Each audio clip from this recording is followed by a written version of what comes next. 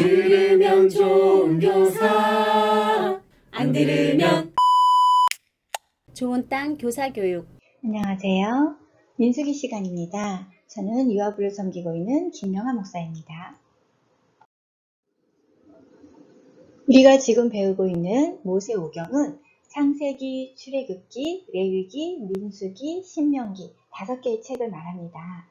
유대인들은 책의 제목을 정하는 방법이 저희하고 달랐습니다. 유대인들은 책에 나오는 첫 문장의 첫 단어로 이름을 지었습니다. 예를 들어보면 창세기의 제목은 태초에, 그리고 출애굽기의 제목은 이름들, 그 다음에 레위기는 그가 부르신다. 신명기의 제목은 말씀이니라.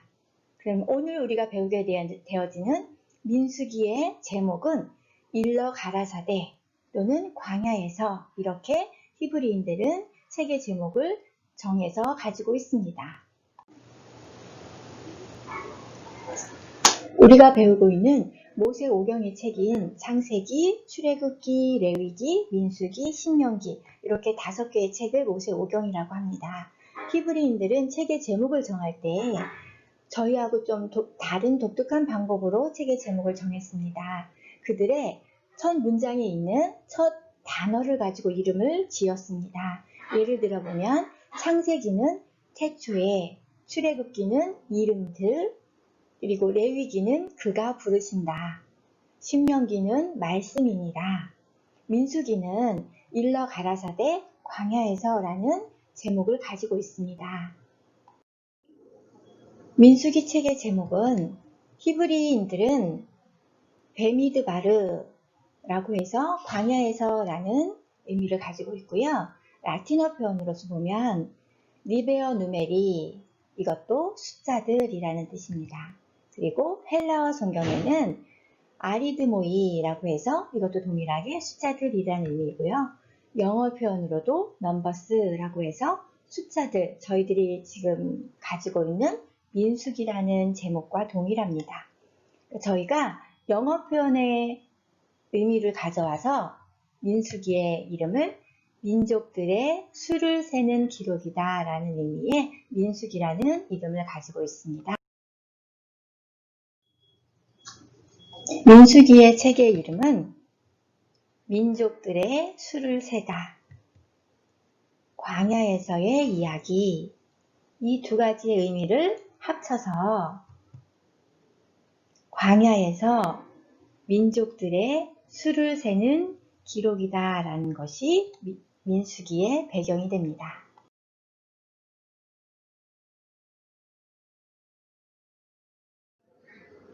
어떤 저자가 글을 쓸 때는 기록의 목적을 가지고 있겠죠. 민수기를 쓴 저자가 목적을 가지고 있을 것입니다. 배경은 광야에 있습니다. 하나님의 능력을 경험하고 이집트에서 나온 이스라엘 백성들은 왜 가나안 땅에 들어가지 못했을까요?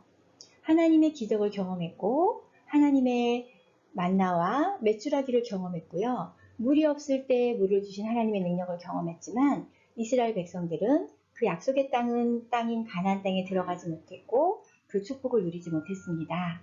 그래서 오늘 민수기의 저자는 이스라엘 백성들이 약속의 땅에 들어가지 못한 이유에 대해서 기록하고 있습니다. 왜 약속의 땅에 들어가지 못한 이유를 기록하고 있을까요? 그것은 바로 이스라엘 백성들처럼 이 민수기를 읽는 사람들이 그들처럼 살지 않도록 교훈을 주기 위함입니다. 그러면 그들은 왜 약속의 땅에 들어가지 못했을까요? 하나님을 화나게 하셨기 때문입니다. 하나님을 화나게 한 이유는 하나님 앞에 그들이 범죄했기 때문이죠. 그래서 민수기를 기록하는 저자는 민수기를 읽는 사람들이 이스라엘 백성들과 같이 하나님의 축복을 잃어버리지 않도록, 성경을 읽는 사람들이 구원을 받았지만 이스라엘 백성들처럼 행동하면 하나님의 축복을 잃어버리게 되기 때문에 광야에서의 이스라엘 백성들처럼 축복을 잃어버리지 않도록 하기 위해서, 그 교훈을 주기 위해서 민수기를 기록했습니다. 이렇게 중요한 교훈이 민수기에 담겨져 있습니다. 오래된 이야기지만 그래서 우리가 배워야 합니다. 사도 바울은 우리가 왜 성경을 통해서 교훈을 얻고 성경을 알아야 하는지를 고린도전서 10장 1절부터 11절 말씀을 통해서 저희에게 알려주고 있습니다. 시간을 내셔서 10장 1절부터 11절 말씀을 읽어보시면 도움이 될 것입니다. 고린도전서 10장 1절부터 11절의 내용은 하나님께서 이스라엘 백성들을 출애굽하셔서 어떻게 돌보셨는지, 그리고 백성들이 하나님 앞에 어떻게 범죄를 했는지 그 이유에 대해서 함께 설명을 해주고 있습니다. 고린도전서 10장 6절 말씀에 보면 이러한 일은 우리의 본보기가 되어 우리로 하여금 그들이 악을 즐겨한 것 같이 즐겨하는 자가 되지 않게 하려 함이니라고 기록되어져 있습니다. 이스라엘 백성들이 악을 즐겨했다라고 이야기합니다. 이것이 사도 바울의 표현입니다. 우리가 이스라엘 백성들의 이야기인 민수기의 성경을 통해서 그것으로 본을 삼아 우리가 이 땅에서 살아갈 때 악을 즐겨하는 자처럼 살지 않도록 하기 위해서 기록했다라고 이야기하고 있습니다. 모세오경의 이야기를 반복해서 기록하는 이유는 이것이 중요하기 때문에 잊지 말라는 것입니다. 사도 바울이 이것을 읽어야 한다고 이야기하는 것은 광야에서의 일을 잊지 말라. 오경의 이야기를 반복해서 기록하는 이유는 이것이 중요하기 때문에 잊어버리지 말라는 것입니다. 바울이 말하는 이것을 읽어야 하는 이유는 광야에서의 일을 잊어버리지 말라는 것입니다. 오늘의 11절의 말씀을 보면 그들에게 일어난 이런 일은 본보기가 되고 또 말세를 만난 우리를 깨우치기 위하여 기록되었느니라 라고 말하고 있습니다. 우리에게 본을 보이고 말세를 만난 우리를 깨우치기 위해서 기록했다고 말하고 있습니다. 모세오경을 나누는 몇 가지 기준들이 있습니다. 그 첫 번째가 연대를 중심으로 나누는 것입니다. 출애굽해서 2년 2월 1일부터 19일까지, 그리고 광야에서의 40년의 생활, 그리고 마지막 5개월을 기준으로 연대 중심으로 나누기도 하고요. 그리고 지정학적으로 구분해서 나누기도 합니다. 첫 번째는 시내 광야에서의 삶의 이야기, 그 다음에 광야에서의 이야기, 그리고 가데스 바니아에서의 이야기, 그리고 주제 중심으로 나누기도 하는데요. 처음에 조직, 이스라엘 백성들의 숫자를 세고 출발할 준비를 하는 것, 그리고 두 번째는 출발해서 가나안 들어가기 전까지, 그리고 마지막에 준비 과정으로 나눕니다. 네 번째, 신학적 메시지 중심입니다. 첫 번째가 잃어버린 축복입니다. 이스라엘 백성들이 애굽에서 구원은 받았지만 죄로 인해서 가나안 땅에 들어가지 못했습니다. 그리고 그 하나님께서 허락하신 축복은 다음 세대로 넘어가게 되어집니다. 하나님께서 이스라엘 백성들에게 심판을 하셨고 이스라엘 백성들이 축복을 잃어버렸지만 하나님께서는 다음 세대에게 기회를 주신 것입니다. 죄는 하나님 앞에 심각하게 생각해야 합니다. 죄는 하나님과의 관계를 끊어버리기 때문에, 단절시키기 때문에 굉장히 심각한 것입니다. 두 번째 신학적 메시지는 불만입니다. 불만이 축복을 잃어버리는 원인이 되어집니다. 불만은 하나님이 제일 싫어하는 죄입니다. 불만은 어떨 때 생기게 될까요? 나는 당연하다고 생각하는데 그것이 주어지지 않을 때, 또는 내 뜻대로 되어지지 않을 때 불만을 하게 되어지죠. 또 불만은 만족함이나 감사가 사라질 때 생깁니다. 우리가 실제 생활에서 감사함이 있을 때 불만하지 않죠. 감사함이 없거나 삶에 만족함이 없을 때 불만을 갖게 되어진다는 것입니다. 그래서 하나님은 불만을 가질 때 그것이 믿음이 없다라고 생각하신다는 것입니다. 이스라엘 백성들은 권리가 있었나요? 그들은 노예였습니다.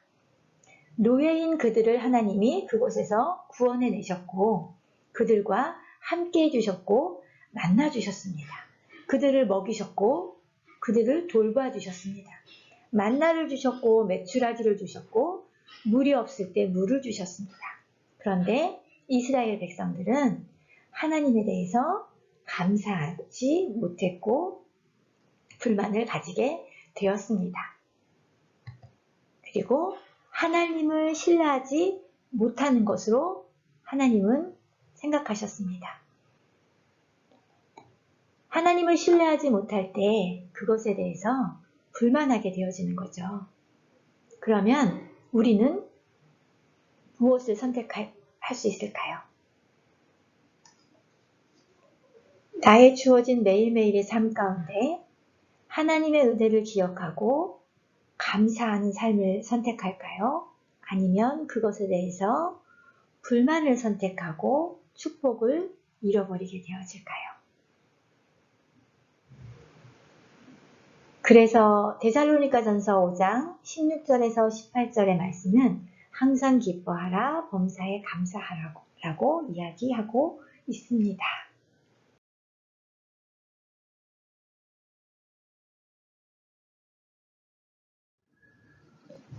세 번째 신학적인 주제는 하나님의 심판입니다. 우리가 구약을 알아야 하는 이유는 구약을 읽을 때 구약을 읽고 난 다음에 우리가 신약 성경을 읽으면 하나님의 사랑에 대한 이해가 달라질 수 있다는 것입니다. 하나님은 죄를 싫어하십니다. 그래서 하나님은 죄를 간과하시지 않으시고요. 하나님은 반드시 죄에 대해서 심판하시는 분이십니다. 거룩한 하나님과 죄가 공존할 수 없기 때문입니다. 하지만 하나님은 죄를 간과하시지 않기 때문에 이스라엘 백성들을 심판하시고 끝나시지 않습니다. 심판을 하신 이후에 하나님은 사랑의 하나님이기 때문에 이스라엘 백성들에게 희망의 길로 인도하시는 것을 볼 수 있습니다. 네 번째, 신학적 메시지는 이스라엘을 향한 희망과 축복입니다. 하나님은 죄를 간과하시지 않기 때문에 심판을 거쳐서 축복과 희망을 주십니다. 반드시 심판으로 끝나지 않고 회복을 허락하신다는 것입니다. 이스라엘의 애굽을 출발했던 1세대가 다 하나님 앞에 심판을 받고 죽게 되었습니다. 그렇지만 그것으로 끝나지 않습니다. 하나님은 이스라엘 범죄에 대해서 모든 백성들을 다 죽이겠다고 말씀하시지만 하나님은 모세의 중보 기도를 들으시고 그렇게 하시지 않습니다. 새 세대에게, 다음 세대에게 희망을 주시고 축복하셨습니다.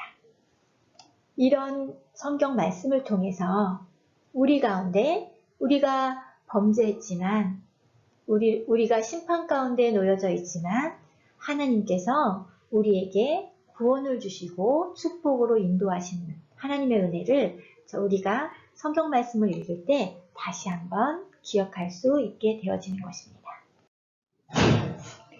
민수기의 구조를 살펴보겠습니다. 세 부분으로 나눌 수 있습니다. 첫 번째, 1장 1절부터 10장 10절까지 1차 인구조사이고요. 10장 11절부터 25장 18절까지가 여정, 세 번째 26장 1절부터 2차 인구조사로 나눌 수 있습니다. 첫 번째 인구조사를 살펴보겠습니다. 1장 1절에 애굽에서 나온 후 둘째 달 둘째 해 첫날이라고 기록하고 있습니다.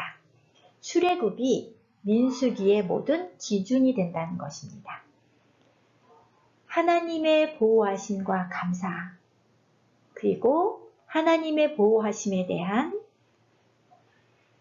감사뿐만 아니라 앞날에 대한 기대를 기록하고 있습니다. 출애굽기 19장에서 시내 광야에 도착한 이스라엘 백성들은 레위기 27장까지 2년 동안 이동하지 않고 그 장소에 머물러 있었습니다. 그러면 시내 광야에서 2년 동안 이스라엘 백성들은 무엇을 했을까요? 첫 번째는 하나님과 언약을 맺었습니다. 고대 근동에는 나라마다 각 나라의 신이 있었습니다. 지금 애굽에서 출애굽한 이스라엘 백성들 가운데 족장들은 하나님을 믿었지만 다음 세대는 그들과 달랐습니다. 신이 없었던 거죠. 그래서 신과 언약을 맺는 것이 이스라엘 백성의 다음 세대에게는 중요합니다. 그래야 이스라엘 백성들이 정체성을 가질 수 있기 때문입니다. 두 번째는 이스라엘 백성들에게 하나님이 율법을 주셨습니다. 어떻게 살아야 하는지, 무엇을 해야 하는지, 무엇을 하지 말아야 하는지. 또한 그것은 하나님이 다스리는 국가가 되었다는 뜻입니다. 노예 신분은 국가가 될 수가 없지요. 그리고 다음으로 하나님이 함께 일하신다는 증거로 회막을 세웠습니다. 출애굽 2년 1월 1일에 회막이 완성이 되었어요.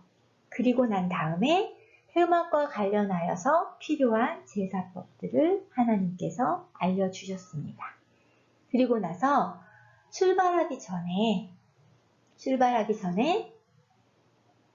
인구조사를 하는 것입니다. 그런데 여러분, 성경에 나오는 숫자 읽기 어렵다고 넘어가시잖아요. 민수기 1장에 보면 첫 번째는 족장들의 인구조사를 하고요. 그 다음에는 그 부족들의 인구조사를 합니다.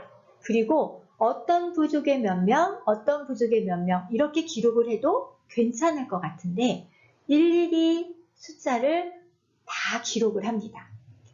이 부족이 얼마, 이 부족이 얼마, 나중에 이들의 부족은 얼마 이렇게 자세하게 기록을 하고 있습니다. 그것은 뭘까요? 여러분 기억하십니까? 야곱이 애굽 땅에 몇 명이 들어갔지요? 70명. 그쵸?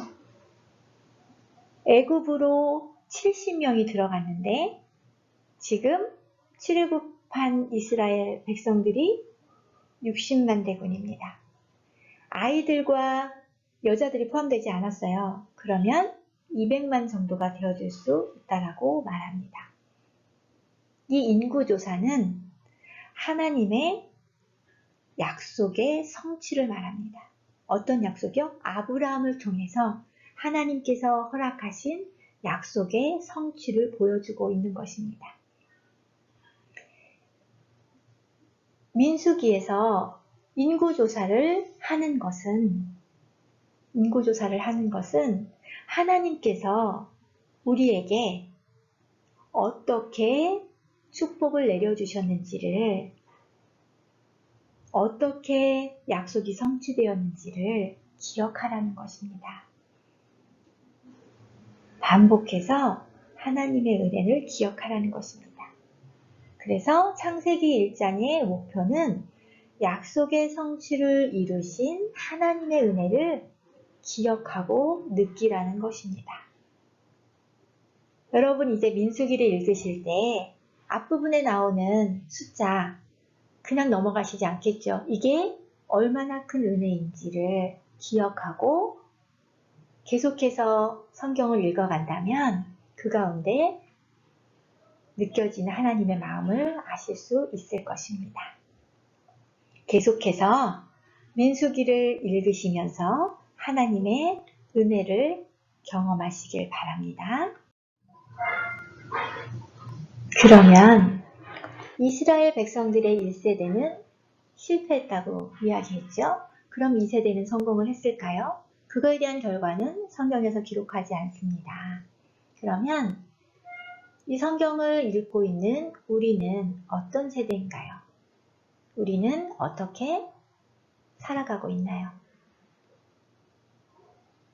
성경의 본보기를 따라 악을 즐기지 않고 선을 즐겨하며 하나님의 명령을 따라 사는 희망의 세대가 되기를 축복합니다. 우리가 매번 성경을 통해서 이스라엘 백성들이 왜 불평을 했는지, 이스라엘 백성들이 왜 구원은 받았지만 축복을 잃어버렸는지, 그러면 구원받은 우리가 어떻게 축복을 잃어버리지 않고 축복을 성취할 수 있을지, 우리의 믿음의 여정 가운데 하나님을 만나는 그 순간까지 어떻게 축복을 누리면서 살아갈 수 있을지를 성경을 통해서 저희는 배우게 되겠지요. 두 번째, 저희는 교사입니다.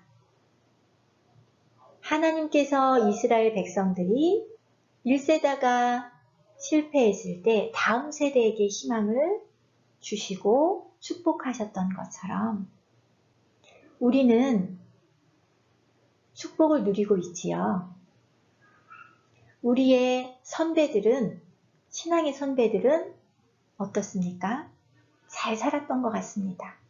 그래서 그 신앙의 축복을 우리가 누리고 있는 것 같습니다.